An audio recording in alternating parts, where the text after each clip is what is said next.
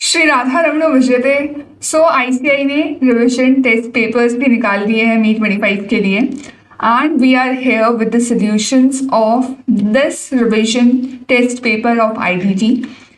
तो मैंने जब ग्लेंस थ्रू किया आरटीपी को, आई ऑब्जर्व कि उन्होंने बहुत ज़्यादा अमेंडमेंट्स को पूछा हुआ है।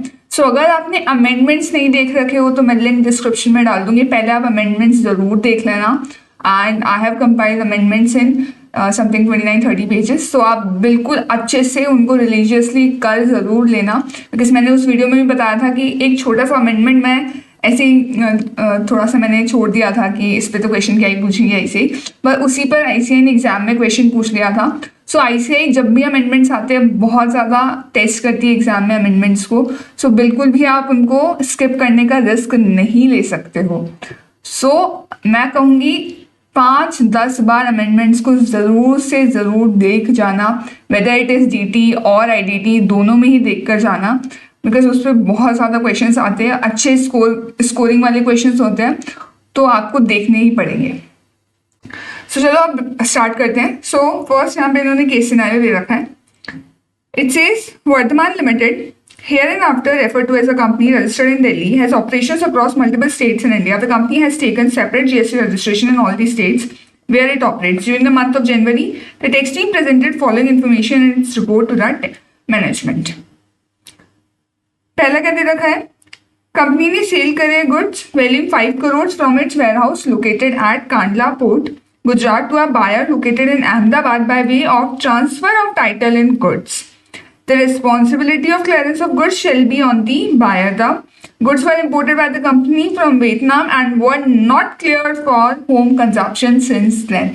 So होम कंजप्शन के लिए क्लियर नहीं करवाए थे, हमने क्या किया था, इंपोर्ट किया था गुड्स का, और अभी तक वो गुड्स वेयर हाउस में ही रखे हैं, और वेयर हाउस से ही हमने क्या कर दिया, इन गुड्स को फर्दर सेल कर दिया। क्या कर दिया, फर्दर सेल कर दिया। तो इस ट्रांजैक्शन पर जीएसटी का कोई इम्प्लीकेशन नहीं आता, और जो इंपोर्ट ड्यूटी पेमेंट की लाइबिलिटी है वो भी जो फाइनल कस्टमर है उसके ऊपर आती है। नेक्स्ट पॉइंट दे रखा है, the company got a favourable advance ruling on a particular issue from authority for advance ruling Rajasthan. The application was filed by the company through it's registered place of business in Rajasthan.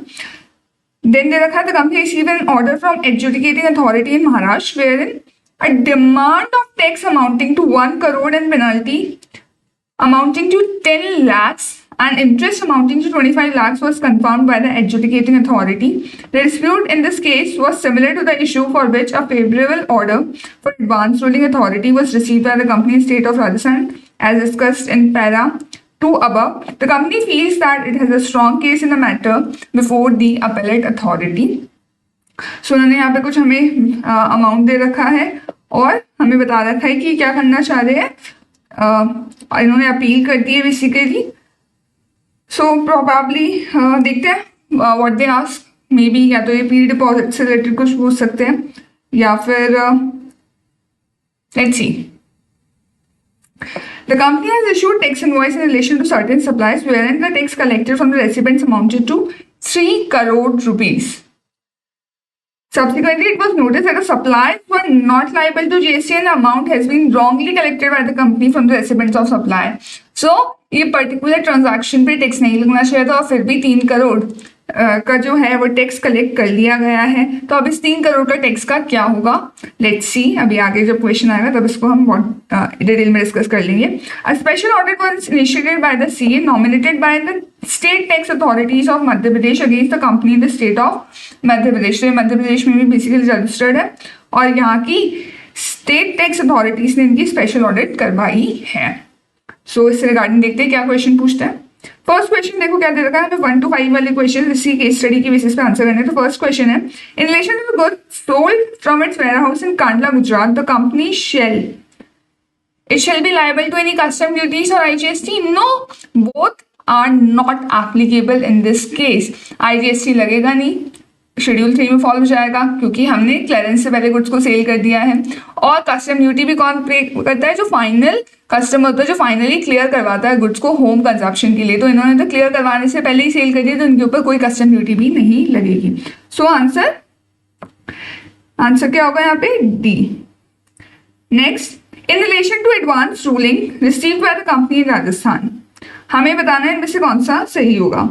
So the order is binding on the company only, नहीं, jurisdictional officers पे भी binding होता है, जो आपका respective jurisdictional officer है। सो आप company के ऊपर एप्लीकेबल होगा, साथ ही साथ जो उसका राजस्थान के जुरिस्डिक्शनल ऑफिसर्स हैं, जो उसका राजस्थान में रजिस्ट्रेशन है उस पर एप्लीकेबल होगी एडवांस रूलिंग, प्लस जो उसका राजस्थान के जुरिस्डिक्शनल ऑफिसर्स हैं उनके ऊपर एडवांस रूलिंग एप्लीकेबल होती है, बाकी किसी के लिए वो एप्लीकेबल नहीं रहती है।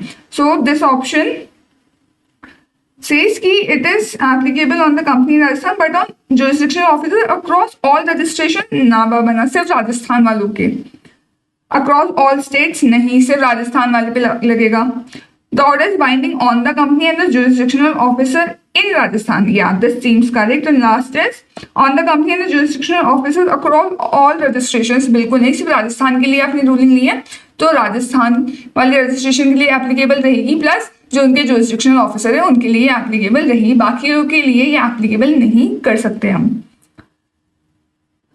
In case the company prefers an appeal before the appellate authority against an order passed by the adjudicating authority in Maharashtra, the amount of pre-deposit to be made by the company is, so maximum limit तो cross कर नहीं रहा वैसे भी amount. अगर हम देखें सो इस केस में क्या होगा, मैक्सिमम अगर आप तीनों ने कुछ भी एडमिट तो किया नहीं है सो आपको कितना परसेंट देना पड़ता है, 10% आपको देना रहेगा क्योंकि मैक्सिमम लिमिट एक्सीड हो नहीं रही। सो if we see 1 crore का 10% हम यहाँ पे दे दें, ये which comes 10 lakh rupees. So option C will be correct. Then in case where the tax has been wrongly collected by the company, जो 3 करोड़ का टैक्स गलत से कलेक्ट कर लिया, उसके केस में क्या करना पड़ेगा। देखो अगर आप गलत भी टैक्स कलेक्ट कर लेते हो ना तो आपकी ये लाइबिलिटी बनती है कि आप वो टैक्स सरकार को पहुंचा दो।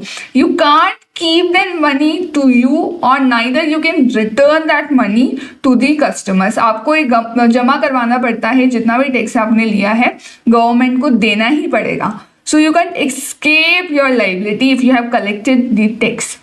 So it shall pay such tax amount to the government. This first option is correct. Recipient को रिफंड नहीं करोगे आप, कंज्यूमर वेलफेयर फंड में नहीं जाएगा डायरेक्टली, और कैन रिटेन बिल्कुल भी नहीं, रिटेन तो आप बिल्कुल ही नहीं कर सकते।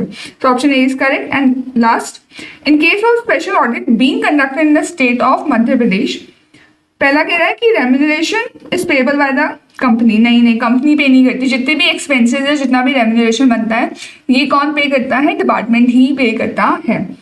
सो नेक्स्ट ये कह रहे हैं कि चार्टर्ड अकाउंटेंट का remuneration commissioner of state tax पे करेगा, सही है।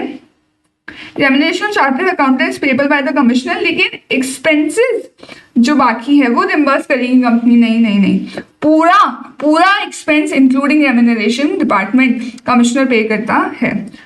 And last option is expenses including remuneration shall be paid. So this is the most correct क्योंकि यहाँ पे एक्सपेंसेस वाली बात मिसिंग थी।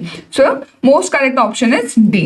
सो अगर हम देखें D C C A D, D C C A D, मैंने आपको आंसर्स भी वेरीफाई करवा दिए। Now next question we have case scenario 2। Vidyut corporation limited एक पीएसयू है, engaged in the business of generation of electricity from conventional and non-conventional sources. GOI का इसमें 75% equity है and balance equity is held by institutional and domestic investors. The company has taken registration under GST in each state where it has business operations. Head office Delhi में है और power plants Bihar, Orissa और छत्तीसगढ़ में है। हमें ट्रांजैक्शंस दे रखे हैं पहले, these are related to outward supply I believe, और एडिशनल इंफॉर्मेशन दे रखी है जिसमें इन्होंने इनवर्ड सप्लाई की बात करी होगी। And then we have the questions. So एक बार पहले क्वेश्चंस देख लें तो ताकि हमें पता चले कि एग्जैक्टली किन किन एरियाज को कवर कर रहे हैं। सो देखो पहले तो इन्होंने पूछा है कि टैक्सेबल सप्लाई बतानी है under forward charge Delhi head office के लिए, इनवर्ड सप्लाई बतानी है under RCM for Bihar power plant, then we have TDS से related question on Messrs Stationery Mart Limited. Then they are asking about the taxable inward supply under RCM for Delhi and Odisha plant. फिर हमें metal scrap से related बताना है and then we have again something related to reverse charge. सो ये 11 तक question case scenario से related है। अब हम एक बार केस सिनारियो पूरा पढ़ भी लेते हैं। सो इन्होंने सबसे पहले हमें आउटवर्ड सप्लाई की देखो डिटेल्स क्या क्या दे रखी है। Sale of electrical energy, so electricity की sale is exempt under GST, इसके ऊपर कोई टैक्स नहीं लगता, तो आउटवर्ड सप्लाई पे कोई टैक्स नहीं लगने वाला, इतना तो हम श्योर है। फिर हमसे पूछा है बैंक इंटरेस्ट के रिगार्डिंग। सो बैंक इंटरेस्ट भी अगर आप रिसीव करते हो ये क्या होता है, जीएसटी में एग्जेम्प्ट होता है, तो इसके ऊपर भी कोई जीएसटी का इम्प्लीकेशन नहीं आने वाला। Then we have house receive from the employees for residential accommodation provided to them. हमने क्या किया है, रेसिडेंशियल अकोमोडेशन प्रोवाइड किया अपने एम्प्लॉयज को और उनसे हाउस रेंट रिकवर किया है। सो अगर आपको थोड़ा थोड़ा याद आ रहा हो, renting of residential dwelling, renting of residential dwelling यहाँ पे किया गया है किसको, अनरजिस्टर्ड पर्सन को। अनरजिस्टर्ड पर्सन को अगर आप क्या करते हो, रेसिडेंशियल ड्वेलिंग रेंट पे देते हो for use as residence, for use as residence, तो उसको जीएसटी में क्या किया जाता है, एग्जेम्प्ट किया जाता है। सो ये ट्रांजैक्शन क्या हो जाएगा, जीएसटी में एग्जेम्प्ट हो जाएगा। सो इसके ऊपर भी कोई जीएसटी का इम्प्लीकेशन नहीं आने वाला। Then we have rent collected from bank, ATM, post office and shops located in office premises. आपने क्या किया है, रेंट कलेक्ट किया है banks, post office, shop located in business office premises के केस में। तो इसके केस में क्या होगा, एफसीएम लगेगा। क्या लगेगा, एफसीएम लगेगा। अगर कमर्शियल पर्पस के लिए अगर आप देते हो रेंट पे, तो उस केस में आरसीएम कब लगता है, उस केस में आरसीएम तभी लगता है जब अनरजिस्टर्ड पर्सन सप्लाई कर रहा होता है। पर हमारे यहाँ पे तो विद्युत कॉर्पोरेशन ये सप्लाई कर रही है रेंटिंग सर्विसेज का, which is registered under GST. इन्होंने सेपरेटली जीएसटी में रजिस्ट्रेशन ले रखा है हर स्टेट में। सो इनको एफसीएम में टैक्स पे करना पड़ेगा, यहाँ पे आरसीएम नहीं आएगा। Then sale of metal scrap covered under chapter 72 excluding TCS at the rate 1% as per the Income Tax Act to bill as scrappers unregistered under GST. So metal scrap के case में देखो RCM कब आता है, हमने RCM की entry पढ़ी थी मेटल स्क्रैप के रिगार्डिंग, बट वो कहता है कि अगर कोई अनरजिस्टर्ड पर्सन सप्लाई कर रहा होता है, क्या, अगर कोई अनरजिस्टर्ड पर्सन रजिस्टर्ड पर्सन को दे रहा होता है, सेल ऑफ मेटल स्क्रैप कर रहा होता है, तो उस केस में आरसीएम आता है। When URP to RP transaction होता है, पर हमारे केस में ये क्या है, रजिस्टर्ड पर्सन है। तो रजिस्टर्ड पर्सन अगर किसी को सप्लाई करेगा, रजिस्टर्ड पर्सन सप्लाई करेगा, और यहाँ पे रेसिपिएंट अनरजिस्टर्ड, यहाँ पे तो उल्टा केस हो गया। तो इस केस में आराम से क्या आएगा, एफसीएम आएगा, no RCM implication would be there. Then we have inward supply related नहीं, then we have other income, इसके रिगार्डिंग भी जीएसटी इम्प्लीकेशन आ जाएगा। हम तो ये मानेंगे जीएसटी में टैक्सेबल वाली इनकम ही होगी, अगर क्वेश्चन पूछेगा उसके अकॉर्डिंगली हम देख लेंगे। Then we have inward supplies, a supply order for stationery items was awarded by Delhi HO to Messrs Stationery Mart, New Delhi for 3,36,000। इस पे जो TDS का इम्प्लीकेशन ये पूछ रहे थे। The vendor supplied stationery items worth 44,800 and issued the tax invoice in February. And Delhi HO made the payment of said bill in February by crediting the vendor's account for that amount on the same date in its books. The remaining amount was paid in April on supply of balance items. So TDS के लिए हमें क्या करना पड़ता है, सबसे पहले तो हम चेक करते हैं 2,50,000 की लिमिट को एक्सीड कर रहा है क्या, और जो 2,50,000 की लिमिट होती है उसमें जीएसटी कंपोनेंट इंक्लूड नहीं होता है। सो 3,36,000 इसमें सबसे पहले तो हम क्या करेंगे, जीएसटी एक्सक्लूड करेंगे। सो 12% से जीएसटी इंक्लूडेड है इसमें, तो 3,36,000 डिवाइडेड बाय 112 मल्टीप्लाई बाय 100 हो जाएगा। So it comes 3 lakh rupees. 3 lakhs rupees is greater than 2.5 lakhs की लिमिट, तो यहाँ पे टीडीएस लगने तो वाला है। और ये क्या है, देखो ये क्या है, पब्लिक सेक्टर अंडरटेकिंग है, तो यहाँ पे टीडीएस का इम्प्लीकेशन बिल्कुल आएगा। ये एक नोटिफाइड पर्सन है। अब टीडीएस लगेगा किस अमाउंट पे, हम लगाते हैं टीडीएस जिसका पेमेंट हो जाता है उस अमाउंट पे। पूरे 3 लाख पर फेब्रुअरी मंथ में टीडीएस नहीं लगेगा, सिर्फ टीडीएस किस पे लगेगा, इस अमाउंट पे लगेगा, वो भी एक्सक्लूसिव ऑफ जीएसटी वाले अमाउंट पे लगेगा। ये इंक्लूसिव है तो उसको एक्सक्लूसिव बनाएंगे। It will come I think 40,000 rupees. 40,000 rupees per TDS लग जाएगा।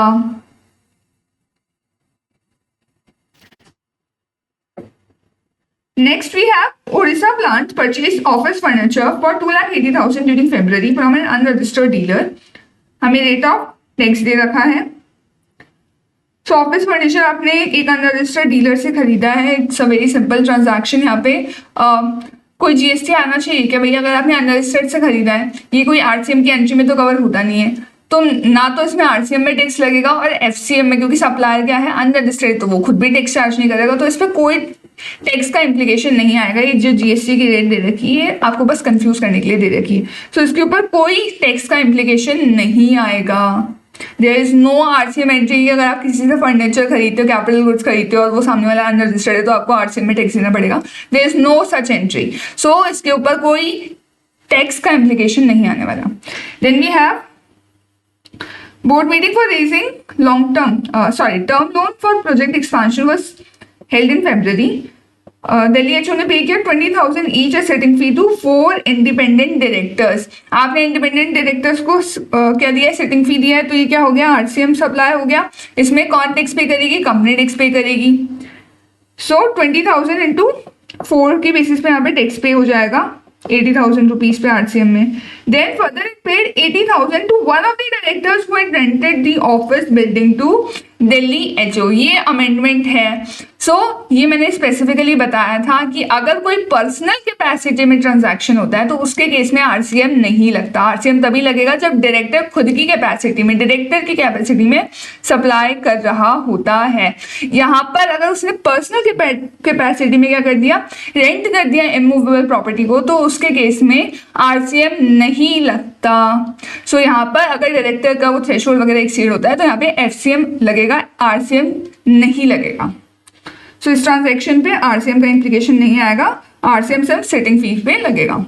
Then we have for safety and security of its HO and power plants the company engage private security as well as CISF central industrial security force. देखो, अगर आपने CISF को appoint किया है उसके case में क्या होगा? आरसीएम लगेगा, because it is other than a body corporate और आप उससे क्या ले रहे हो? सर्विसेज ले रहे हो, सिक्योरिटी की सर्विसेज। तो इसके केस में आरसीएम में आपको टैक्स पे करना पड़ेगा। देन अगर आप ABS security services private limited से लेते हो, ये क्या है? बॉडी कॉर्पोरेट है। बॉडी कॉर्पोरेट अगर सिक्योरिटी सर्विसेज देती है तो फिर आरसीएम नहीं लगता, उसके केस में क्या लगता है? एफसीएम लगता है। तो आपको टैक्स नहीं पे करना, ABS खुद टैक्स पे करेगी इस पर्टिकुलर ट्रांजैक्शन पे। Then we have Bihar plant purchased a machinery in February from Messrs Sahu Enterprises Patna, not registered under GST for 86,000, full payment फरवरी में कर दिया और जीएसटी की रेट दे रखी। अगेन सेम सा ट्रांजैक्शन है, इसके ऊपर भी कोई जीएसटी का इम्प्लीकेशन नहीं आएगा। There is no RCM applicable on such supplies.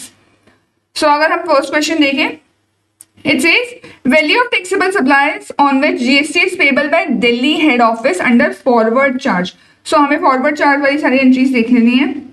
यहाँ पे फॉरवर्ड चार्ज, इन सब पे तो जीएसटी लग नहीं रहा। Then we have this entry in forward charge and this entry in forward charge, but यहाँ पे कुछ अमाउंट नहीं है। 48,000 और ये अदर इनकम 2,50,000, इसके ऊपर क्या लग जाएगा?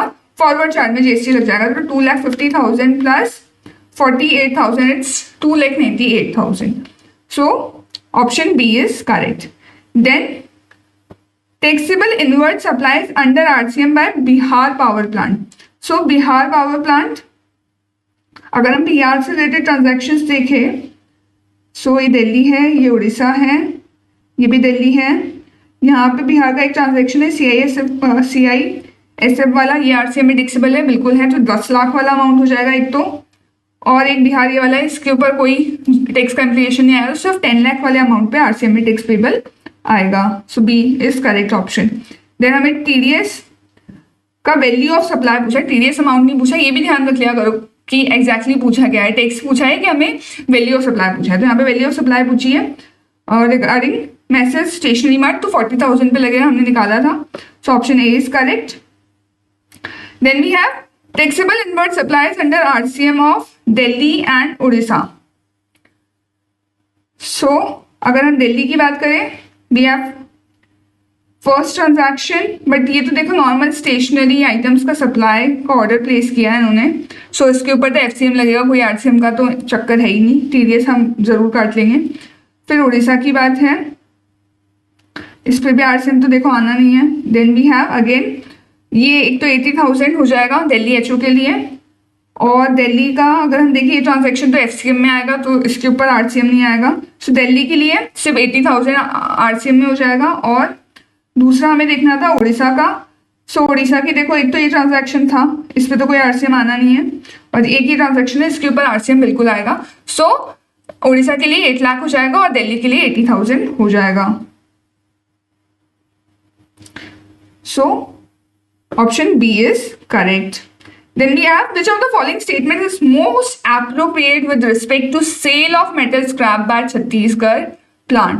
सो छत्तीसगढ़ प्लांट ने जो सेल किया है मेटल स्क्रैप का, उसके केस में क्या सही है? तो सेल ऑफ मेटल स्क्रैप की जो हम बात करें, वो तो मैंने ऑल टुगेदर सबके लिए ही बता दिया था। इसके केस में क्या लगना चाहिए? एफसीएम लगना चाहिए, whether it is Chhattisgarh, Orissa और Bihar. So let's see the options. First कह रहा है आरसीएम लगेगा, बिल्कुल नहीं लगेगा, अनरजिस्टर्ड सप्लाई होता है तब लगता है RCM. It is payable bye Chhattisgarh plant under forward chart, बिल्कुल सही है। 45,000 पे लगेगा, बिल्कुल 45,000 पे ही लगेगा। 45,480 इन्होंने क्या किया, वो जो टीडीएस अंडर इनकम टैक्स था ना, उसको लेस करके अमाउंट दे दिया, दूसरा वाला कंफ्यूज कर, टीसीएस अंडर इनकम टैक्स वाले अमाउंट को लेस करके एक अमाउंट आपको बता दिया, ताकि आप थोड़ा कंफ्यूज रहो किस वैल्यू पे लगना चाहिए। तो टोटल वैल्यू पे लगता है, कुछ भी लेस नहीं होगा। सो 45,000 पूरे अमाउंट पे लगेगा। सो this option is incorrect and it is exempt, बिल्कुल नहीं, एग्जेम्प्ट नहीं है। देन इनमें से कौन सा अंडर आरसीएम टैक्सेबल नहीं होगा? हाउस रेंट होगा क्या आरसीएम में taxable? It is exempt, so ये तो नहीं होगा आरसीएम में taxable. Then we have rent collected from bank, ATM, post office and shops located in office premises. So क्या इसके ऊपर आरसीएम लगेगा? हमने देखा था इसके ऊपर भी एफसीएम ही लगेगा, सो इसके ऊपर भी आरसीएम नहीं लग रहा। And sale of metal scrap to builder scraper, इसके केस में भी हमने देखा एफसीएम लग रहा है, ना कि आरसीएम। तो तीनों पे ही आरसीएम नहीं लगेगा, तो first second third option B is correct. So इसका आंसर मैं आपको टैली भी करवा देती हूँ, BBA, BBB, so BBA, BBB. Last MCQ. Llama Industry India has imported an article gamma in large quantities from Malaysia, a developing country, to meet the increased domestic demand of its final product. The CG, concerned about the increased imports of said product, is considering the imposition of safeguard measures, as after conducting inquiry it is satisfied that such imports are threatening to cause serious injury to the domestic industry. Share of imports कितना है? 4% का है total imports का। सो हमें बताना है कौन सा स्टेटमेंट करेक्ट है, यहाँ पे सही कौन सा है ये बताना है। Relation to imposition of safeguard measures, choose the most appropriate option। पहला क्या लगा है? Central government is empowered to impose safeguard measures for maximum period of 10 years. Yes, it is correct. Then they say it can be imposed since share of imports from Malaysia exceeds 3%. तो बिल्कुल developing countries के case में अगर 3% तक होता है तो उस केस में तो सेफगार्ड ड्यूटी नहीं लगती, बट अगर आप 3% से एक्सीड कर जाओगे तो फिर आप सेफगार्ड मेजर्स लगा सकते हो। So this option is correct. Then it says आप मैक्सिमम 4 साल के लिए लगा सकते हो, नहीं ऐसा कोई प्रोविजन नहीं होता। आपका मैक्सिमम पीरियड इज 10 ईयर्स, आप एक बार के लिए 4 साल की लगा सकते हो, फिर आप उसको एक्सटेंड करवा सकते हो 10 साल तक। सो दिस ऑप्शन इज इनकरेक्ट। यहाँ पे दोनों ने लिखा है फर्दर एक्सटेंशन परमिटेड नहीं है, जबकि परमिट होता है 10 साल तक का। And it says it can not be impose since share exceed कर रहा है 3% से। भाई 3% से एक्सीड कर रहा है तभी तो लगा सकते हैं, तो ये भी गलत हो गया। So first and second are correct, A option is correct, A option is correct. Now the 14 mark question, इसमें भी हम देखते हैं बहुत सारे आपको शायद अमेंडमेंट्स देखने को मिलने वाले हैं। सो देखो, they are saying Purva impex limited एक registered entity in the state of Maharashtra. It is engaged in making various supplies. It is not engaged in agricultural operations. Purva Impacts Limited India is a subsidiary of Purva Inc. in an entity incorporated in USA engaged in providing information technology services to customers in India. So basically information technology services मतलब OIDAR की services दे रही है India में. It provides the following information for the month of April. So हमें outward supplies की detail दे रखी है. Then we have inward supply की डिटेल्स and एडिशनल इन्फॉर्मेशन है कॉर्पोरेट गारंटी से रिलेटेड दे रखा है. फिर हमें रेट दे रखी है जीएसटी की. हम क्या करेंगे एक एक ट्रांजैक्शन को पहले एक साथ ही सॉल्व कर लेंगे मतलब टैक्स लायबिलिटी निकालते हुए साथ में देख लेंगे. सो उन्होंने देखो रेट ऑफ टैक्स हमारे काम आएंगी तो ये हम एक बार पहले ही देख लेते हैं. इन्होंने दे रखा है इनवर्ड और outward supply of services. Services case में इन्होंने 18% का जीएसटी कह रखा है और गुड्स की इनवर्ड आउटवर्ड सप्लाई के लिए इन्होंने 12% का जीएसटी कह रखा है. रॉ कॉटन के लिए इन्होंने 5% का जीएसटी कहा है और मेटल स्क्रैप के लिए इन्होंने 18% का जीएसटी कहा है. तो we have 4 rates in this question. ध्यान से करना, गलत रेट मत लगा देना. कंफ्यूज करना चाह रही है ऐसे बहुत सारे टेस्ट कर रही है इस बार. सारे अमाउंट एक्सक्लूसिव ऑफ टैक्स है. No opening balance of ITC. All exports made by Apoorva limited are through furnishing of LUT without payment of IGST. जो अगर कोई एक्सपोर्ट का ट्रांजेक्शन मिलता है तो उसके ऊपर हम एलयूटी में कोई जीएसटी नहीं लगाएंगे. Then we are required to compute the net GST payable in cash for the month of April for Apurva impex limited. So let's solve this question one by one. सबसे पहले देखो आउटवर्ड सप्लाई दे रखी है undertook the promotion and marketing of IT services on a principal to principal basis in India for Purva INC. So ये क्या करे पूर्वा INC के लिए IT सर्विसेज दे रहे हैं, मार्केटिंग कर रहे हैं, उनका IT सर्विसेज का प्रमोशन कर रहे हैं. सो अगर आप देखोगे ये आपको कहीं एक्सपोर्ट ऑफ सर्विस की झलक नहीं दे रहा. It seems like export of services. Export of service लग रहा है नहीं लग रहा. देखो इन्होंने यहाँ पे प्रिंसिपल टू प्रिंसिपल बेसिस पे ट्रांजैक्शन किया है और ये सब्सिडरी होल्डिंग के केस में अमेंडमेंट आया हुआ है कि इनको एस्टेब्लिशमेंट ऑफ डिस्टिंक्ट पर्सन नहीं मानते क्योंकि एक्सपोर्ट के लिए 5 कंडीशन सेटिस्फाई होनी चाहिए. पहला तो क्या है कि सप्लायर कहाँ का होना चाहिए, इन इंडिया का, बिल्कुल इंडिया का सप्लायर है. रेसिपेंट कहाँ का होना चाहिए, आउटसाइड इंडिया का होना चाहिए. फिर क्या होना चाहिए, place of supply outside India होना चाहिए. सो यहाँ पे ये मार्केटिंग की सर्विसेज के केस में क्या होगा, place of supply outside India होगा क्योंकि हम लोकेशन ऑफ रेसिपेंट को मानेंगे प्लेस ऑफ सप्लाई. सो तीसरी कंडीशन भी फुलफिल. फिर चौथी कंडीशन होती है कि आपको पेमेंट किस में मिलना चाहिए, फॉरेन एक्सचेंज में, तो हम मान लेते हैं वो भी कंडीशन सेटिस्फाई हो गई. और लास्ट कंडीशन होती है कि स्टैब्लिशमेंट ऑफ डिस्टिंक्ट पर्सन नहीं होने चाहिए. स्टैब्लिशमेंट ऑफ डिस्टिंक्ट पर्सन नहीं होने चाहिए सप्लायर और रेसिपेंट. सो अगर ये इसकी ब्रांच होती तो उसके केस में तो हम मान लेते हैं कि ये दोनों क्या है, distinct person, establishment of distinct person है. पर अमेंडमेंट साफ साफ कहता है, क्लैरिफिकेशन साफ साफ कहता है कि होल्डिंग सब्सिडरी को आपस में आप नहीं मानोगे क्या, distinct person, establishment of distinct person. तो इसके केस में क्या हो जाएगा, एक्सपोर्ट ऑफ सर्विस का ट्रांजैक्शन होगा. और अभी हमने देखा था एलईडी में कोई जीएसटी यहाँ पे पेबल नहीं बनेगा. सो यहाँ पर कोई जीएसटी नहीं आएगा. सो इफ वी सी साथ साथ मैं आपको टेली करवा दी चलूंगी आंसर्स. सो पहला ट्रांजैक्शन 20 लाख वाला कोई जीएसटी नहीं आएगा. क्यों नहीं आएगा, क्योंकि यहाँ पे एक्सपोर्ट कर देगा without payment of IGST. Then second, printed letter cards supplied to Subhashini Enterprises registered in Maharashtra. A logo depicting the vision of the firm was to be printed on each letter card and said logo was provided by the firm. Material की cost दे रखी है 8 लाख और printing की cost दे रखी है 72,000. सो यहाँ पर क्या होगा, हमें चेक करना है कि सप्लाई ऑफ गुड्स है कि सप्लाई ऑफ सर्विसेज है. तो याद करो मैंने बता रखा है आप लोगों को, अगर PAPB होता है तो उसके केस में तो होता है सप्लाई ऑफ सर्विस और L10 होता है. L10 अगर होता है तो सप्लाई ऑफ गुड्स होता है. सो PAPB तो बेसिकली होता है आपका pamphlets, annual reports, brochure, books. तो उसके केस में हम उसको मानते हैं सप्लाई ऑफ सर्विस. लॉजिक में मैंने पूरा एक्सप्लेन कर रखा था, अभी सिर्फ इस ट्रिक से ध्यान रख लेना. L10 का मीनिंग क्या होता है कि अगर लेटर हेड से टिश्यूज, एनवलप्स एंड नैपकिन्स है तो उसके केस में हम सप्लाई ऑफ गुड्स मानते हैं क्योंकि यहाँ पे प्रोमिनेंट एलिमेंट क्या होता है, गुड्स होते हैं. सो इसके केस में क्या माना जाएगा, सप्लाई ऑफ गुड्स माना जाएगा इस पूरे 8,72,000 की सप्लाई को. सेपरेटली असेस नहीं करेंगे इनको, पूरे 8,72,000 को हम सप्लाई ऑफ गुड्स मानेंगे।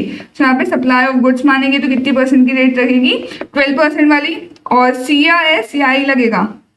तो अगर हम देखें, they are saying it is from Maharashtra and we are also from Maharashtra, तो इसके केस में सी और एस जीएसटी लग जाएगा। तो सी प्लस एस लगेगा 6% की रेट से। सो अगर देखें 8,72,000 पे 6% का जीएसटी आ गया, और सप्लाई ऑफ गुड्स है वो आपने एक्सप्लेन कर दिया। Then we have supplied raw cotton to Dhruv Tara traders registered in Maharashtra. The raw cotton was purchased from the local farmers during the previous month.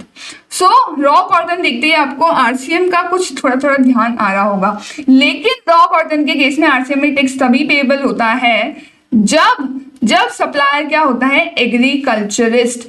यहाँ पर इन्होंने खुद ने लिख रखा है कि we are not engage in agricultural operations, we are not agriculturist, we are a registered entity, तो इसके केस में आरसीएम नहीं लगेगा। सो यहाँ पर आरसीएम नहीं लगेगा, एफसीएम में ही टैक्स पे करना पड़ेगा कंपनी को। सो यहाँ पर एफसीएम में टैक्स पे होगा 5 लाख रुपीज पे, और 5% है रॉ कॉटन के लिए, हमने टैक्स रेट अभी देखी थी, और महाराष्ट्र का ही है तो सी और एस जीएसटी लग जाएगा।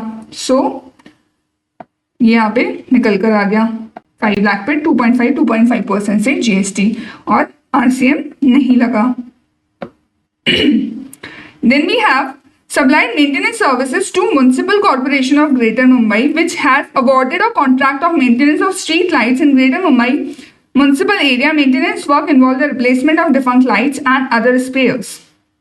So अगर आप क्या करते हो, कंपोजिट सप्लाई करते हो, तो उसके केस में आपकी गुड्स की वैल्यू 25% तक होनी चाहिए, तभी उसको हम जीएसटी में एग्जेम्प्ट कर सकते हैं। सो लेट्स सी, इन्होंने दे रखा है कि सप्लाई टोटल 1,20,000 की है, और जो गुड्स है डिफंक्ट लाइट्स और अदर स्पेयर्स का जो रिप्लेसमेंट किया है वो 32,000 का है। सबसे पहले तो हम चेक करते हैं कि वो 25% वाला क्राइटेरिया मीट हो रहा है तो या नहीं। तो 1,20,000 को 25% होता है 30,000 रुपीज, और यहाँ पे कितना है 32,000, मतलब ये क्या हो गया, एक्सीड कर गया 25% पे, तो इसका केस में एग्जेम्पशन नहीं मिलेगी। 25% तक होता है तो ही एग्जेम्पशन मिलती है, यहाँ पे 25% से ज्यादा हो गया गुड्स का वैल्यू तो एग्जेम्पशन नहीं मिलेगी। सो देखो कितना माइन्यूट चीजें ये लोग टेस्ट कर रहे हैं, ध्यान से आपको पढ़ने की बहुत रिक्वायरमेंट है। सो यहाँ पे एग्जेम्पशन नहीं मिलेगी, एग्जेम्पशन नहीं मिलेगी तो क्या लगेगा, जीएसटी लग जाएगा। सो 1,20,000 पे जीएसटी लग जाएगा। सर्विसेज है तो यहाँ पे जीएसटी लगेगा 18% से, और महाराष्ट्र में ही है तो सी और एस जीएसटी हो जाएगा। सो 1,20,000 पे 99% का टोटल जीएसटी निकल कर आ गया। Then we have given on hire 10 cars जिनकी सीटिंग कैपेसिटी कितनी है, 5 person including driver.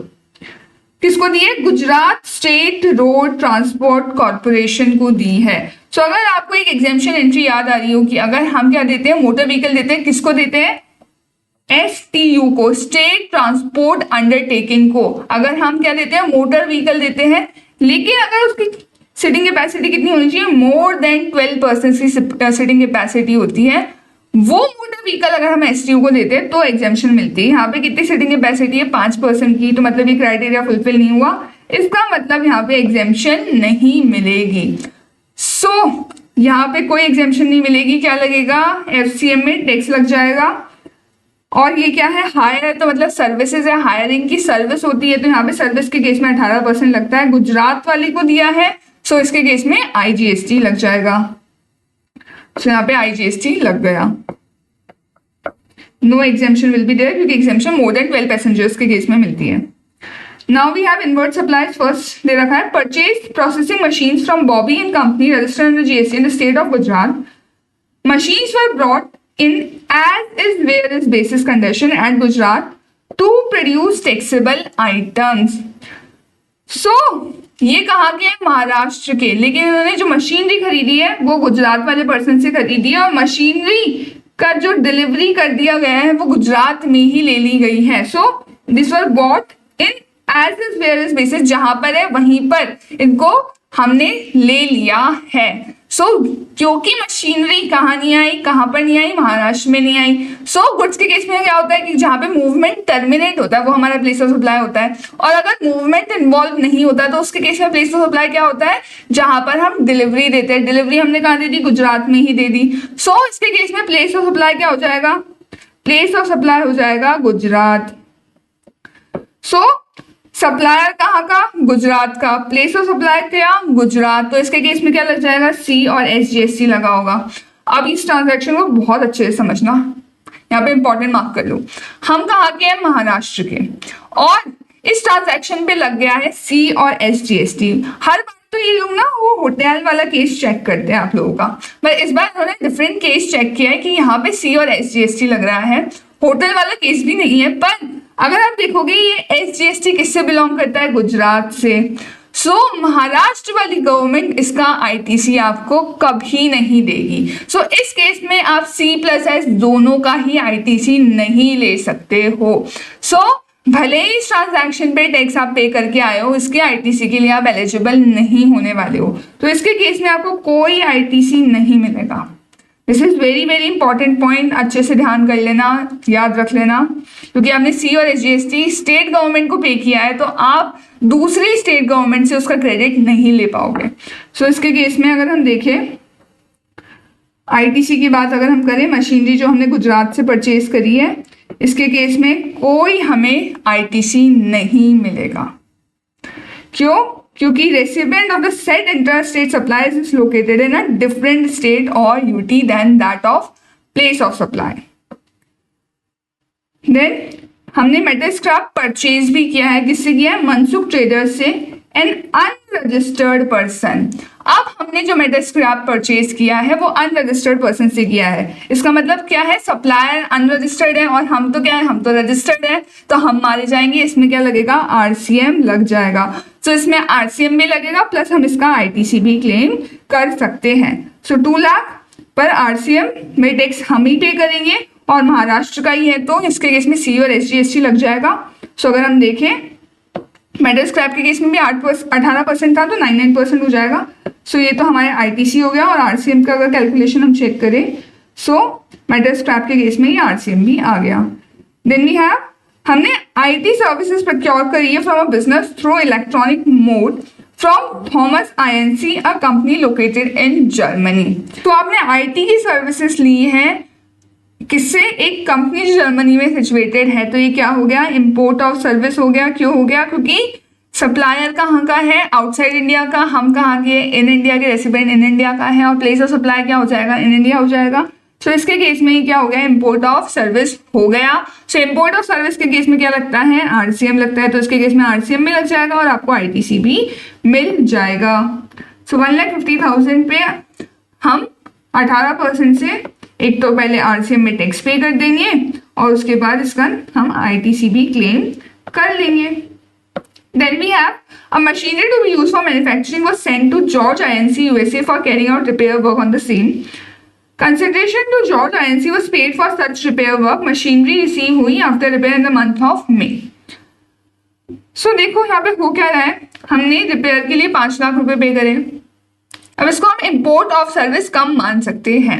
So import of service के लिए देखो 3 कंडीशन फुलफिल होनी चाहिए। इंपोर्ट ऑफ सर्विस कब होता है, जब सप्लायर तो आउटसाइड इंडिया हो, कंडीशन फुलफिल्ड है, USA का है, रेसिडेंट इंडिया का है, बिल्कुल है, और साथ ही साथ प्लेस ऑफ सप्लाई भी कहाँ का होना चाहिए, इन इंडिया का होना चाहिए, तभी इंपोर्ट ऑफ सर्विस मान सकते हैं। लेकिन हमने रिपेयर के लिए हमने USA अपनी मशीनरी को भेज दिया, तो यहाँ पे प्लेस ऑफ सप्लाई क्या हो जाएगा, USA हो जाएगा। सो क्योंकि प्लेस ऑफ सप्लाई कहाँ है, आउटसाइड इंडिया है, तो ये इंपोर्ट ऑफ सर्विस की डेफिनेशन में कवर नहीं होगा। तो इसके केस में कोई GST पेबल नहीं होगा, neither under RCM nor under FCM। यहाँ पे कोई GST का इम्प्लीकेशन नहीं आएगा क्योंकि ये इंपोर्ट ऑफ सर्विस की कैटेगरी में नहीं आ रहा।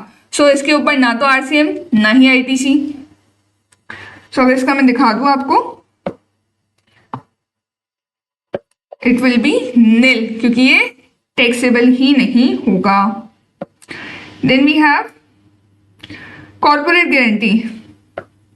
कॉर्पोरेट गारंटी के केस में जनरली एफसीएम लगता है, लेकिन अगर आप इंपोर्ट कर रहे हो कॉर्पोरेट गारंटी की सर्विसेज का मतलब आपकी कोई बाहर की एंटिटी, क्या आपकी कोई बाहर की एंटिटी आपको क्या दे रही है, कॉर्पोरेट गारंटी की सर्विसेज को सप्लाई कर रही है, विच इज पूर्वा आईएनसी। तो पूर्वा आईएनसी आपको क्या कर रही है, कॉर्पोरेट गारंटी दे रही है। तो इस केस में पूर्वा आईएनसी को तो पकड़ नहीं सकते, तो हमने इसको आरसीएम में टैक्सेबल करवा रखा है, क्योंकि एक तरीके से क्या है, आपका इंपोर्ट ऑफ सर्विस ही है। तो इसके केस में आरसीएम लग जाएगा।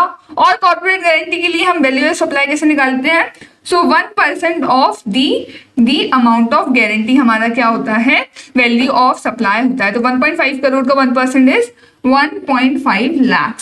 सो 1.5 लाख आपका वैल्यू सप्लाई हो जाएगा। इसके ऊपर आरसीएम में टैक्स पे होगा। सो इसका आईटीसी भी हम ले लेंगे और आरसीएम में टैक्स भी पे कर देंगे। 18% से ये टैक्स पे हो गया, आईटीसी हो गया, और ये हमारा आरसीएम में ये आ गया। सो हमने अगर देखें, हमने सारी एंट्रीज कवर कर ली है। अगर आप देखोगे ये सारी आउटवर्ड वाली हमारी एंट्रीज कवर हो गई है। एक सिर्फ हमारा आईटीसी से जो हमें एडजस्टमेंट करना है वो बाकी है। सो हम सबसे पहले चेक कर लेंगे कितना हमारा टोटल आईटीसी बन रहा है, 18 एंड 54,000 का। इसको हम क्या कर सकते हैं, अपनी आउटवर्ड टैक्स लाइबिलिटी के अगेंस्ट सेट ऑफ कर सकते हैं। ध्यान रखना, आरसीएम की लाइबिलिटी हमेशा कैश में पे होती है, आईटीसी को सिर्फ हम अपने आउटपुट टैक्स के अगेंस्ट सेट ऑफ कर सकते हैं। सो हमारा आउटपुट टैक्स ये था, इसके अगेंस्ट हमने इसको सेट ऑफ कर दिया है। हमारा नेट जीएसटी आ गया और आरसीएम तो हमें कैश में पे करना ही है, तो हमारा total GST liability in cash आ जाएगी। सो हमारा क्वेश्चन तो मिल जाता है। बहुत अच्छा क्वेश्चन है। इसमें जो इंपॉर्टेंट पॉइंट्स हैं इनको मार्क करके चल लेना, एक बार दोबारा से सॉल्व जरूर करना, सो दैट आपको अच्छे से समझ में आए कि हाँ किस तरीके से आप इस क्वेश्चन को अटेम्प्ट कर सकते हो। और नोट्स साथ में ही बना देना। इनफैक्ट तो इस बार तो आईसीआई ने भी साथ में नोट्स बना रखे, तो आप भी साथ में नोट्स बना देना। Now we have next question 14. In an appeal filed with the HC by Prateek Limited on the question whether activity undertaken by Prateek Limited amounts to supply, appeal किसके फेवर में गई, प्रतीक लिमिटेड की favour में जा चुकी है। Tax interest penalty का amount 1.2, interest का 60 लाख और पेनल्टी 50 लाख रुपीज की हमें दे रखी है। However, the department does not agree with the order passed by the High Court and contends there are said activity amounts to supply under GST। लेकिन department इससे agree नहीं कर रही और डिपार्टमेंट अपील फाइल करना चाह रही है सुप्रीम कोर्ट को। You are required to examine whether appeal can be filed by the department in given case। क्या डिपार्टमेंट अपील फाइल कर सकती है। सो यहाँ पे अगेन एक अमेंडमेंट टेस्ट हो गया। हमें अभी नई मॉनेटरी लिमिट्स प्रिस्क्राइब करी गई है कि अगर डिपार्टमेंट अपील करना चाहती है तो 20 लाख, 1 करोड़ और 2 करोड़ की ये लिमिट्स एप्लीकेबल होती है। अगर आपको ध्यान नहीं आ रहा हो मैं आपको दिखा देती हूँ अमेंडमेंट्स। सो मैंने बहुत अच्छे से इसको एक्सप्लेन किया था और देख लो ये किसी भी चीज़ पे पूछ रहे हैं तो आपको अच्छे से अमेंडमेंट्स कर लेने हैं। देखो सो ये मॉनेटरी लिमिट्स का अमेंडमेंट आया हुआ है। यहाँ पे इन्होंने ये लिमिट्स बता रखी हैं। जीएसटी के सामने करोगे तो 20 लाख की, हाई कोर्ट के सामने 1 करोड़ की और सुप्रीम कोर्ट के सामने 2 करोड़ की लिमिट होती है एप्लीकेबल। और ये लिमिट्स, इसमें ये अमाउंट का मतलब क्या होता है। सो अगर टैक्स इन्वॉल्व है, आपका जो डिस्प्यूट है उसमें टैक्स अमाउंट इन्वॉल्व है और उसके साथ चाहे इंटरेस्ट पेनल्टी हो चाहे ना हो, तो उसके केस में सिर्फ हम टैक्स को कंसिडर करके ये लिमिट चेक करते हैं और डिफरेंट केसेस में हम अकॉर्डिंगली चेक कर लेते हैं। तो ये मैंने पूरा समझा रखा है, अगर नहीं याद आ रहा हो तो वो अमेंडमेंट वीडियो जाके देख लेना। सो हम किसको अपील करना चाह रहे हैं, सुप्रीम कोर्ट को। सुप्रीम कोर्ट के केस में क्या लिमिट लगेगी, 2 करोड़ की लिमिट लगेगी। सो हमारे केस में 2 करोड़ की लिमिट क्या हो गई, रेलेवेंट हो गई। और 2 करोड़ किसका देखेंगे, टोटल का नहीं देखना, सिर्फ देखेंगे। सो अगर डिस्प्यूटेड क्या है टैक्स, चाहे उसके साथ इंटरेस्ट और पेनल्टी हो चाहे ना हो, तो हम टैक्स अमाउंट को बेस लेकर कंसिडर करेंगे मॉनेटरी लिमिट एक्सीड हो रही है या नहीं हो रही। सो 1.2 करोड़ क्या है, लेस देन 2 करोड़ है, तो इसके केस में डिपार्टमेंट अपील नहीं फाइल करेगी क्योंकि मॉनेटरी लिमिट एक्सीड नहीं हो रही। फिर पूछा है will your answer change in case matter is related to valuation of services instead of determining whether the said supply said activity amounts to supply. So इसके साथ में इन्होंने कुछ एक्सेप्शंस भी दे रखे कि किस केसेस में मॉनेटरी लिमिट आप बिना असेस करे अपील फाइल कर सकते हो। उसी में से एक क्या होता है, वैल्यूएशन ऑफ सर्विस। कि वैल्यूएशन ऑफ सर्विस देखो ये दिखा देती हूँ। कि valuation of service, classification, refund, POS या कोई भी और इशू है जहाँ पे इंटरप्रिटेशन वाला मामला है, तो उनके केस में बिना मॉनेटरी लिमिट देके आप क्या कर सकते हो, अपील फाइल कर सकते हो। ये भी इन्होंने यहाँ पे टेस्ट कर लिया। तो सोचो एक ही अमेंडमेंट में इन्होंने इतना अच्छा क्वेश्चन पूछ रखा है। इसके केस में अगर सेकेंड वाला केस होगा तो फिर आप अपील फाइल कर सकते हो, फर्स्ट वाले केस में आपको अपील फाइल नहीं करने को मिलेगा। If we see the answer,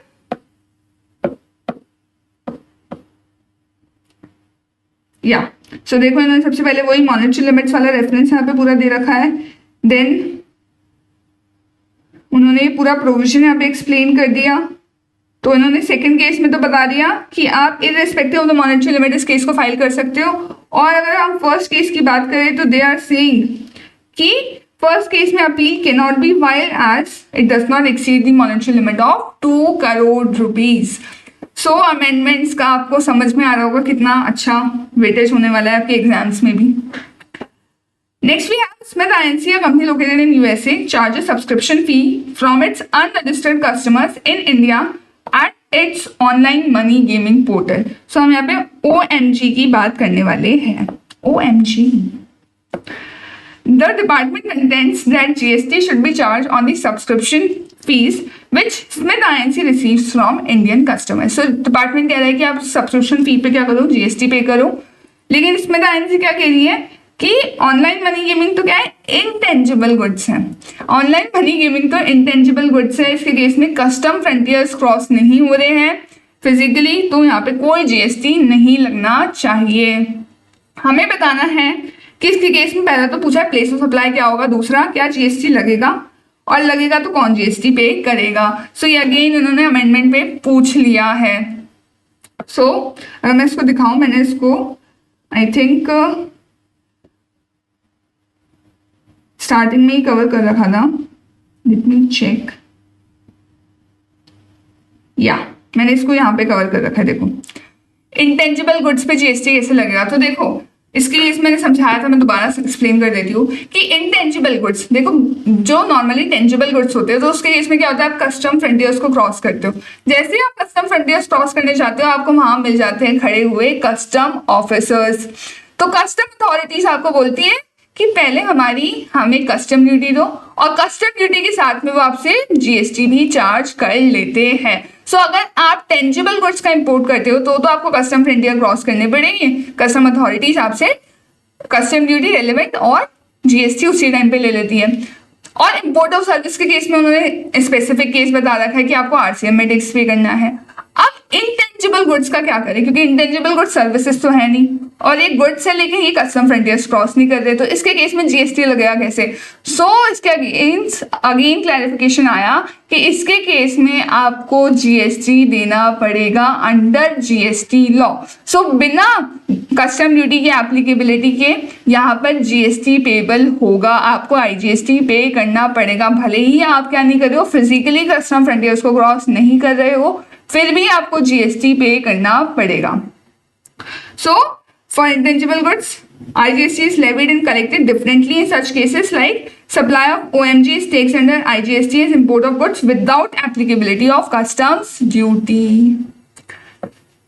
यहाँ पे बिल्कुल जीएसटी तो लगने वाला ही है। और ऑनलाइन मनी गेमिंग के केस में आप किसी भी पर्सन को ऑनलाइन मनी गेमिंग की सर्विसेज सप्लाई कर रहे हो तो सप्लायर ही क्या होता है, टैक्स पे करने के लिए लायबल होता है। Supplier will pay the tax over here. Smith INC is liable to pay tax on this particular transaction. और प्लेस ऑफ सप्लाई की जहां तक बात है तो प्लेस ऑफ सप्लाई क्या होगा, प्लेस ऑफ सप्लाई क्या हो जाएगा, इंपोर्ट किसका कर रहे हो आप, गुड्स का इंपोर्ट कर रहे हो ना, चाहे इंटेंजिबल ही हो, आप गुड्स का इंपोर्ट कर रहे हो ना। इंपोर्ट ऑफ गुड्स के केस में क्या होती है place of supply, location of importer. यहाँ पे प्लेस ऑफ सप्लाई क्या हो जाएगी, location of importer, that is in taxable territory, मतलब जो इंडिया के कस्टमर्स है उनकी लोकेशन क्या हो जाएगी, प्लेस ऑफ सप्लाई होने वाली है। इसमें INC के पास देखो ऑप्शन क्या है कि वो टैक्स या तो खुद रजिस्ट्रेशन ले ले सिंप्लीफाइड रजिस्ट्रेशन स्कीम में और पूरा अपना जीएसटी लाइबिलिटी खुद ही डिस्चार्ज करते रहे। अगर वो खुद नहीं कर पाए तो क्या कर सकता है, अपना एक रिप्रेजेंटेटिव इंडिया में अपॉइंट करके क्या कर सकता है, टैक्स पे कर सकता है। और उसका ना तो फिजिकल प्रेजेंस है, ना उसने कोई रिप्रेजेंटेटिव अपॉइंट कर रखा है, तो उसको क्या करना पड़ेगा, एक स्पेशली एक पर्सन अपॉइंट करना पड़ेगा जो उसके बिहाफ पे सारे टैक्सेस पे करेगा। So if we see the answer, देखो इन्होंने सबसे पहले तो प्लेस ऑफ सप्लाई का कॉन्सेप्ट बता दिया कि लोकेशन ऑफ इम्पोर्टर होगी, क्योंकि आप भले इंटेंजिबल गुड्स है लेकिन है तो गुड्स ही ना, तो सेक्शन 11 ही लगेगा यहाँ पे।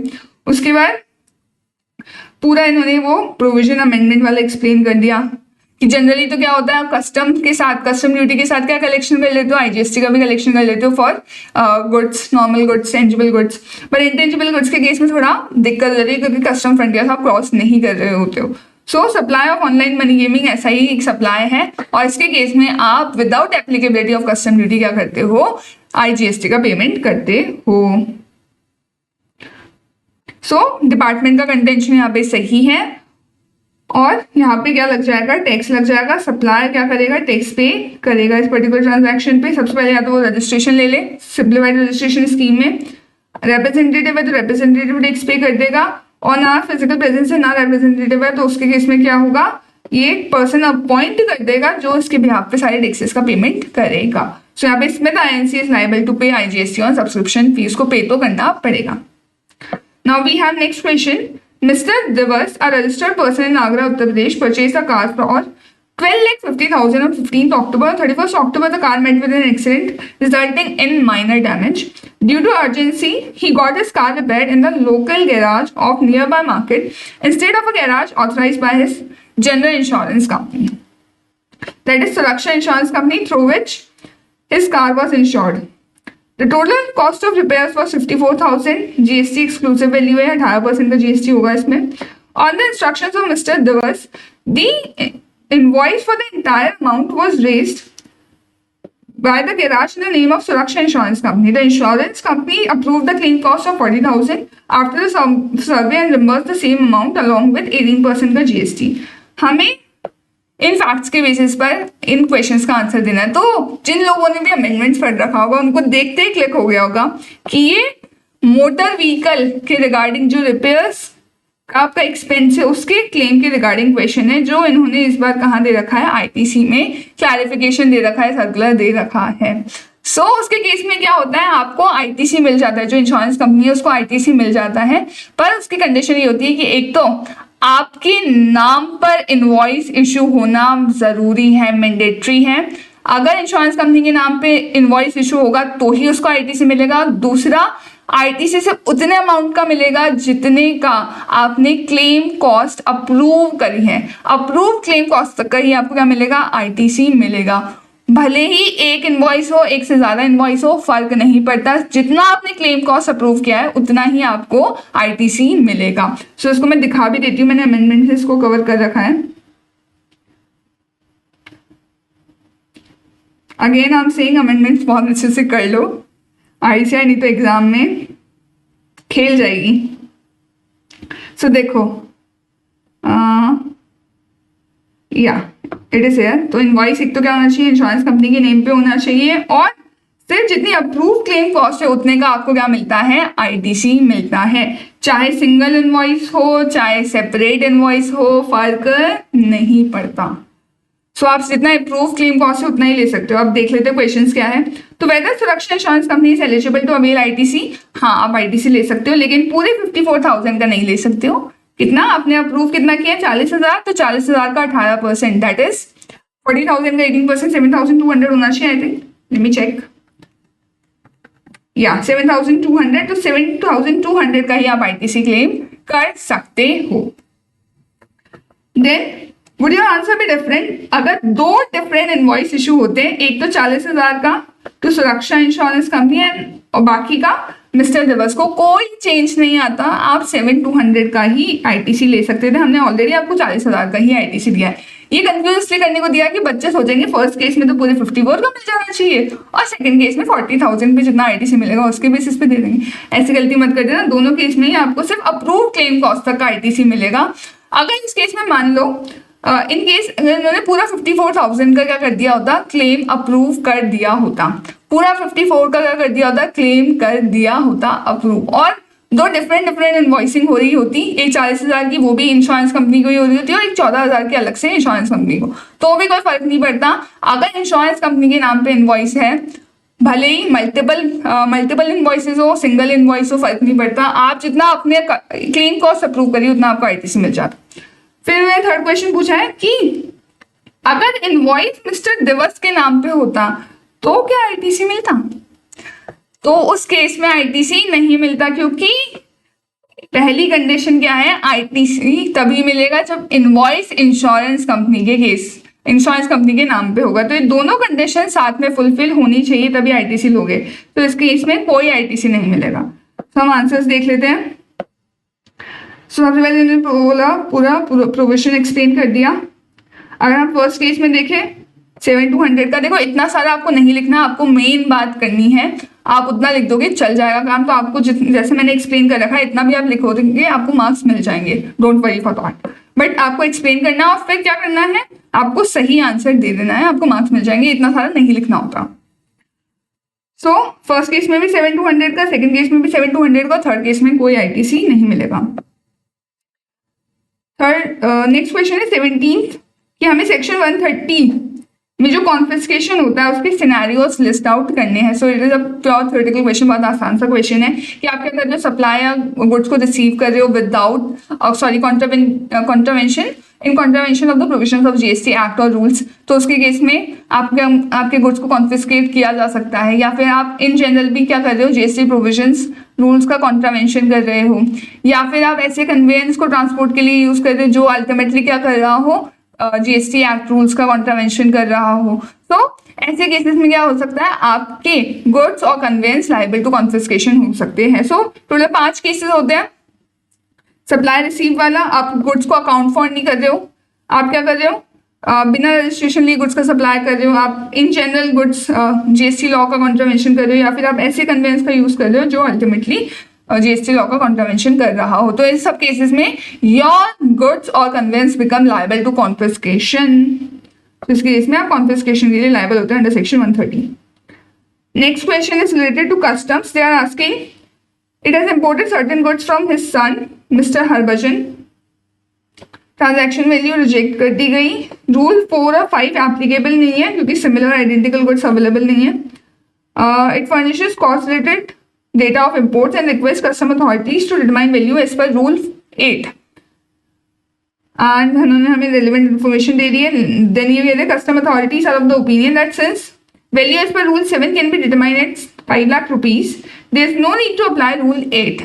so we have similar question, ये तो new question नहीं है, बिल्कुल similar सा existing question ही है।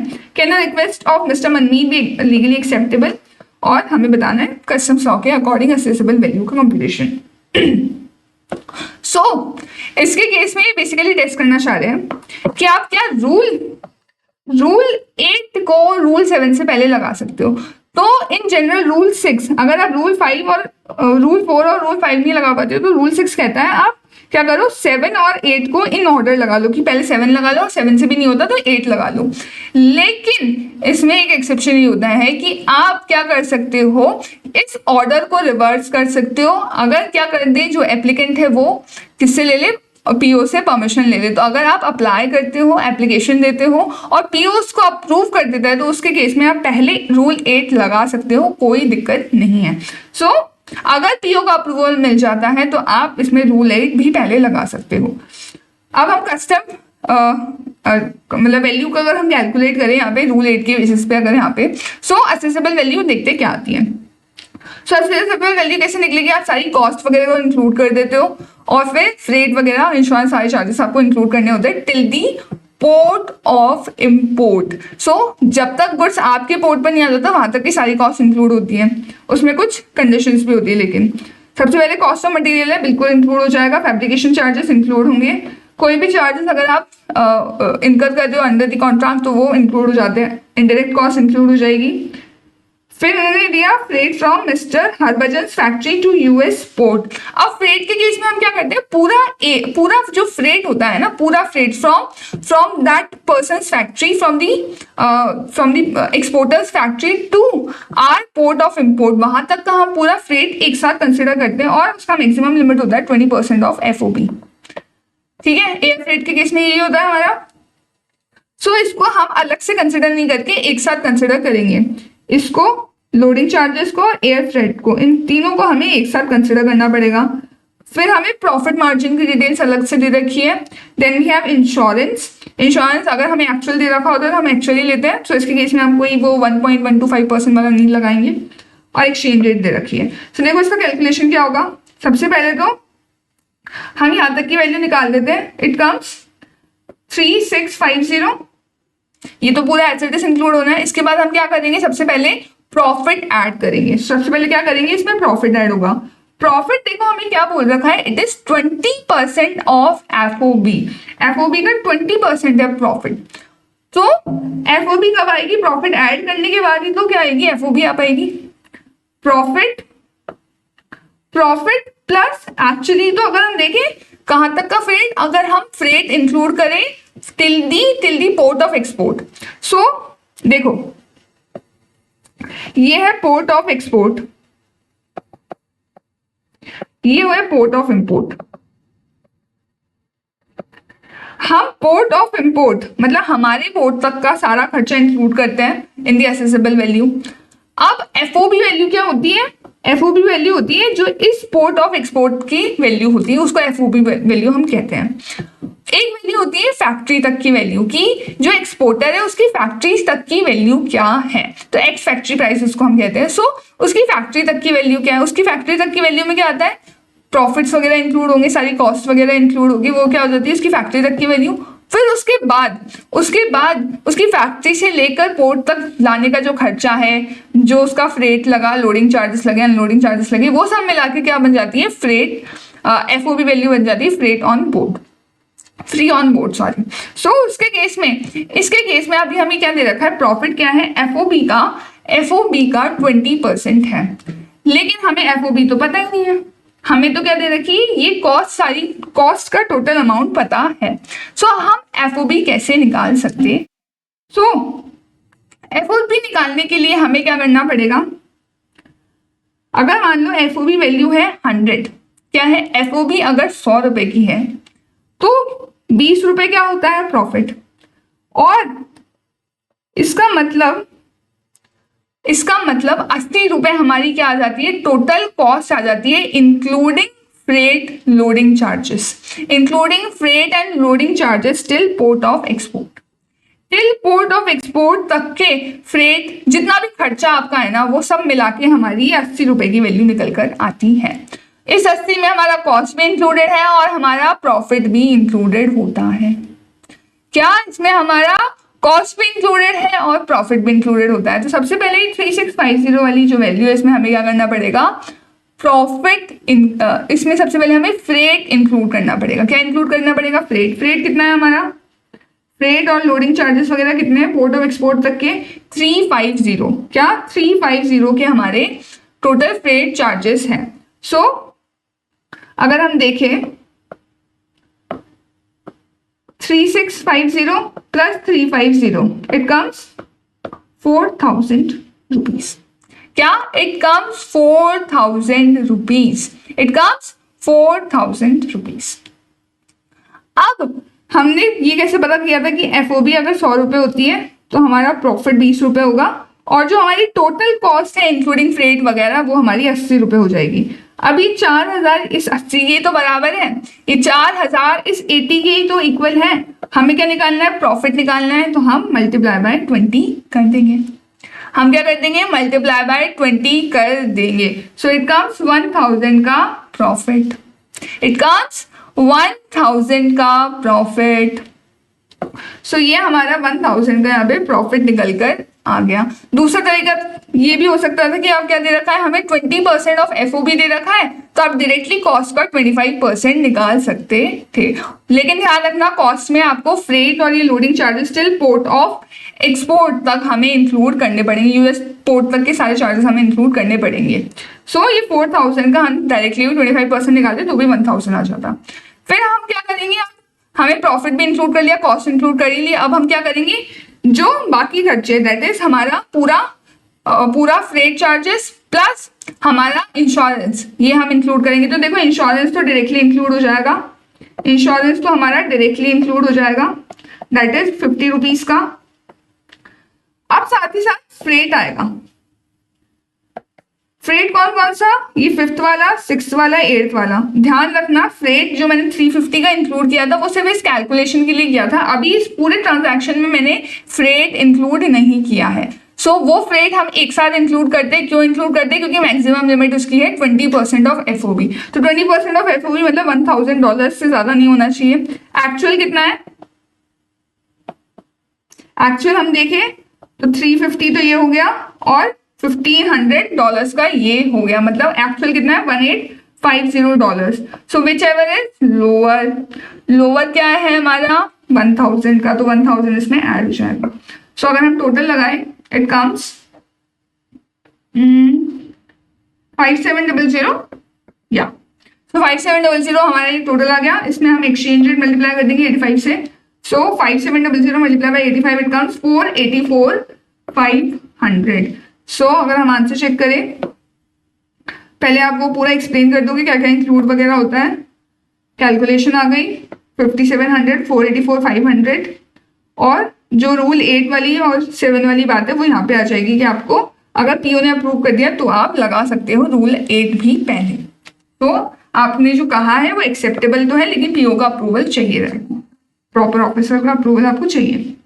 Then we have Question 19. Green Peppers Company imported goods valued at 20 lakhs via a bill of entry presented before the proper officer on 15 July. On which date the rate of custom duty was 10%. Green Peppers ने क्या किया, सारे documents वगैरह दे दी, सारी information दे दी, लेकिन PO को लगता है कि कुछ फर्दर इंक्वायरी की रिक्वायरमेंट है। तो इसका मतलब यहाँ पे क्या हो रहा है, प्रोविजनल असेसमेंट हो रहा है। तो इन्होंने प्रोविजनली 20 लाख के ऊपर वैल्यू असेस करके 2 लाख का कस्टम ड्यूटी पे कर दिया, प्रोविजनल ड्यूटी दे दी। हमें इंटरेस्ट पेबल यहाँ पे कैलकुलेट करना है कि अगर इन्होंने 20 अगस्त को वॉलेंट्री 50,000 पहले पे कर दिए और फाइनल असेसमेंट कब हुआ 31 अगस्त को 3 लाख रुपए का, और फाइनल ड्यूटी के दिन ही इन्होंने बैलेंस ड्यूटी पे कर दी। सो हमने इनिशियली 2 लाख की ड्यूटी दी थी और बाद में ड्यूटी कितनी बनी 3 लाख की, लेकिन हम 20 अगस्त को 31 अगस्त को ही फाइनल ऑर्डर आया, लेकिन मैं 20 अगस्त को ही 50,000 ऑलरेडी पे कर चुकी हूँ। तो अब मैं 31 अगस्त को कितना और पे करूंगी, 50,000 और पे कर दूंगी। 2 लाख प्लस 50 प्लस 50 3 लाख बन जाएगा। अब इंटरेस्ट की बात आती है। देखो इंटरेस्ट कस्टम्स में यहाँ पे लगता है कितने परसेंट से, 15% से। लगता कहाँ से है, ये बहुत इंपॉर्टेंट पॉइंट है, गलती मत कर देना। लगता कहाँ से, लगता है from the first date of this, जब आपने प्रोविजनल असेसमेंट के लिए आपने अप्लाई किया या आप लायबल हुए। सो आपकी ड्यूटी पेबल कब थी, 15 जुलाई को थी, जुलाई में पेबल थी, तो आपको 1 जुलाई से लेकर इंटरेस्ट लगेगा। सो 1 जुलाई से लेकर 20 अगस्त तक लगेगा इस 50,000 पे, और इस दूसरे 50,000 पे लगेगा फ्रॉम 1 जुलाई टू 31 अगस्त का। सो 1 जुलाई से अगर हम 20 अगस्त तक का डेज निकाले, so 31 days in July and 20 days in August, तो इट कम्स 51 डेज। और अगर हम यहाँ पे निकाले सो ये हो जाएगा 62 डेज। सो हम अगर इंटरेस्ट निकाले 50,000 का 15% multiply by 51 divided by 365 it comes 1048 rupees. और सेकेंड केस में 50,000 का 15% multiply by 62 divided by 365 it comes 1274।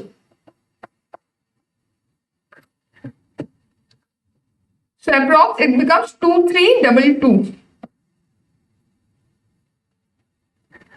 So 2322 हमारा टोटल इंटरेस्ट निकल कर आ गया।